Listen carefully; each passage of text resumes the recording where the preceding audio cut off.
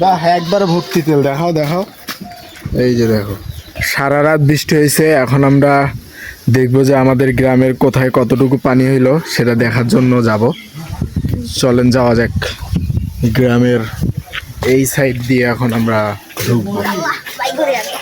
এটা কি রে? এই দিঘিটা আমাদের আছে, এটা আমাদের দিঘি।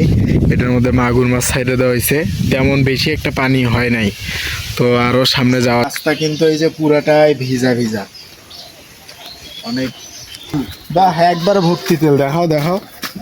এই যে দেখো, একেবারে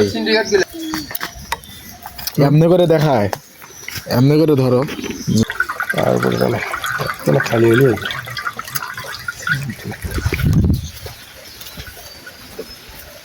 তো আমরা এখন যাচ্ছি, বৃষ্টি অলরেডি শুরু হয়ে গেছে।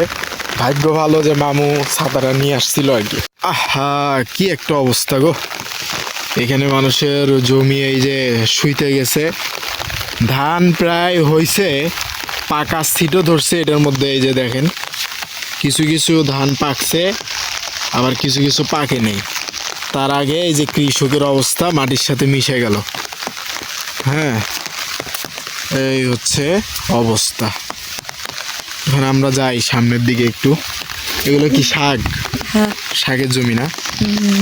ওয়াও, সেই সুন্দর তো। বলে কচুর পাতায় নাকি পানি আটকায় না। এই যে কচুর পাতায় পানি আটকেছে, এই যে এই যে কত পানি দেখছেন। তো এখন আমরা এই যে দোকানে পারে আসলাম। দোকানে সবাই বসে আছে, ভাইও বসে আছে এখানে। সবাই মিলে দোকানের মধ্যে আমরা অপেক্ষা করতেছি বৃষ্টি থামানোর জন্য। এই যে দোকান,